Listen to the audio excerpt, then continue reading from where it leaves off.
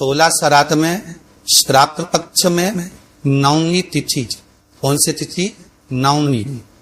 घर में अगर गंगा का जल हो आए, आपके घर में अगर गंगा जल रखा हो, श्राद्ध पक्ष में तुलसी के क्यारे के पास में एक छोटी सी कटोरी लगाकर घर का कोई भी व्यक्ति, चाहे महिला हो, पुरुष हो, पुत्र वधू हो, बच्चे हो, कोई भी हथेली में गंगा जल लेता था, अपने पूर्वजों का स्मरण करता था, और वो गंगा जल है काशी विश्वनाथ के नाम से अपने पूर्वजों का नाम लेकर वो कटोरी में अगर 5 बार या 7 बार छोड़ देता है तो उसके पूर्वजों को पिंडदान और तर्पण की जरूरत नहीं पड़ती, कुमकुम वो प्राप्त हो जाए। आपको लगता है कहीं कहीं कि मेरे पितर मुझ पर क्रोध कर रहे हैं, आपको कभी कभी लगे कि मेरे पर पितरों का पितृदोष लगा हुआ है या पितरों का श्राप लगा हुआ है, या हमारे यहाँ पर लोग अधोगति में ज्यादा मर जाते हैं, हमारे यहाँ ये काम ज्यादा हो जाता है, तो निवेदन है, श्राद्ध पक्ष चल रहा है, एक चावल की कटोरी में, कटोरी के अंदर थोड़ा सा चावल रख लीजिए कच्चा, उस चावल की कटोरी में एक बेलपत्र, थोड़ी सी दुर्वा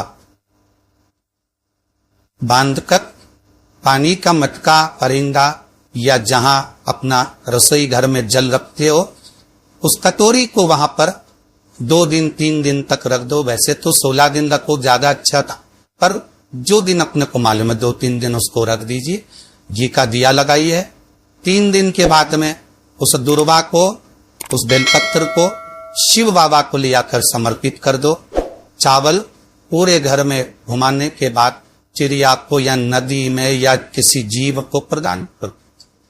पितृदोष के निवारण का सुंदर तरीका कल आपको कथा में कहा था, अगर हम ब्राह्मण को भोजन नहीं करा पा रहे, गौ माता को भोजन नहीं दे पा रहे, स्वान को, कुत्ते को भोजन नहीं दे पा रहे, कौए को भोजन नहीं दे पा रहे हैं, किसी कारणवश हम श्राद्ध नहीं कर पा रहे हैं, किसी कारणवश हम पूर्वजों को नहीं मना पा रहे हैं, ऐसा कोई घर नहीं जिसके घर के पितृ श्राद्ध पक्ष में पृथ्वी पर नहीं आते। तुम पूछो मत पूछो, तुम्हारे घर के पूर्वज तुम्हारे यहाँ जरूर आते। दरवाजे पर आकर खड़े होते हैं पितृ, दरवाजे पर आकर हमारे घर के पितृ खड़े होते, स्मरण करते कि हमको यहाँ से कुछ भाग प्राप्त होगा, कुछ मिल जाएगा। श्राद्ध पक्ष में करने के लायक स्कंद पुराण कहते ये कि किसी भी नवमी आप पावने के पैर के नीचे घी का दिया लगा है। मौली मतलब हाथ में जो नारा बांधते हैं, दच्छा मौली, दच्छा नारा, मातन बांधने वाला, पूजन वाला, धागा ग्लान, घी का दिया लगाकर परिक्रमा, हावले की वृक्ष की परिक्रमा कर धागे को वहीं पर छोड़कर थोड़ा सा धागा और अलग से लेकर किसी टहनी पर उसको कामना करकर बांध।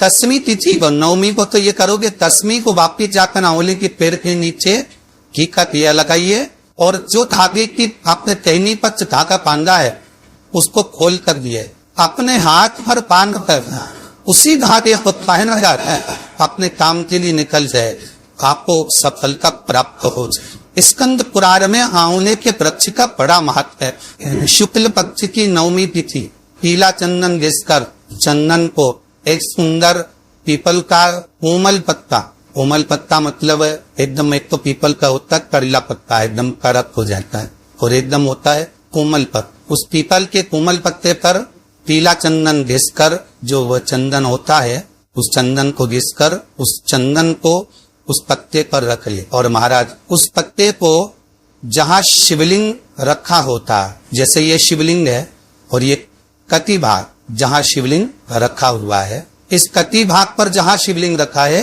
उसके पास में ही 3 उंगलियों से चंदन का लेपन उस कटी भाग पर करना है। जो उंगलियां लगी रहेगी उसी को अशोक सुंदरी वाली जगह पर स्पर्श करना है, और अशोक सुंदरी वाली जगह पर स्पर्श कर कुछ देर तक चंदन लगे रहने देना है। उसके बाद में उस चंदन को वापस निकाल कर लेकर आना है। फिर बाबा का स्मरण नहीं कराना, केवल चंदन लेकर आना। उसी पीपल के पत्ते पर चंदन को आप रख लीजिए।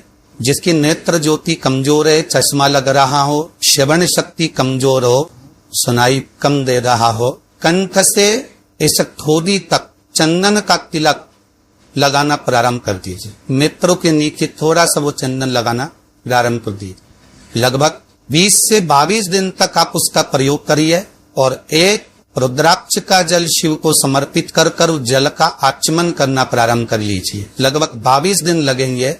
धीरे धीरे फिर जाकर डॉक्टर को जांच करा लेना, नेत्र की ज्योति बढ़ना प्रारंभ हो गई। पर विश्वास के साथ, भरोसे के साथ, क्योंकि सबसे मूल अगर कुछ है तो विश्वास मूल है। नवनवी तिथि कौन सी तिथि है? नवनवी, चाहे शुक्ल पक्ष की हो चाहे अहिर्ष्ण पक्ष। सारा दुर्भागा, कितने दुर्भागा, सारा दुर्भागा अशोक सुंदरी बानिया जगह पर चढ़ा रहा है। शंकर भगवान माँ के उत्मर चढ़ा रहा है।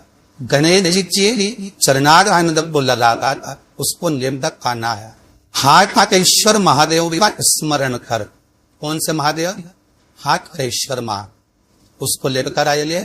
उधर में है, पेट में रोग हो, बीमारी न हो, बहुत ज्यादा तकलीफ हो रही हो, शरीर के अंदर दर्द, एसिडिटी रहती हो या रेट ही अंतर दर्द, कोई नाम कोई बीमार मरनी ही रहती हो, किसी भी दिन सुबह के समय में जब आपको दुर्बा लेकर आए 5 6 दिन 7 दिन में एक एक कर कर खा लिया, इसको चबा चरा कर खा लो और पान माटी लीजिए। कि जिस नारी के इसी तरीके रजो धर्म से जुड़ी हुई या पुरुष वर्ग में भी कहीं न कहीं किसी न किसी रूप में इस उधर से लेकर पैरी तक के बीच में जो भी तकलीफ होती है उससे जुड़ी हुए के लिए भी बताया। उसको कर लेने से संपूर्ण जीवन समय में ये नाम ही उससे लेकर पैरी तक के बीच में कभी तकलीफ हुई नहीं।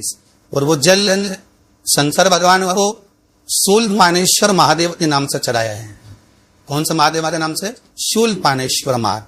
उसका भी स्थान है जल का आचार्य का। तो पहले तो नवमी तिथि का दुर्वा का योग भगवान उस संस्कार को समर्पित करते हुए अशोक सुंदरी बली जगह का समर्पित करते हुए श्री गणेश जी महाराज का कहता है।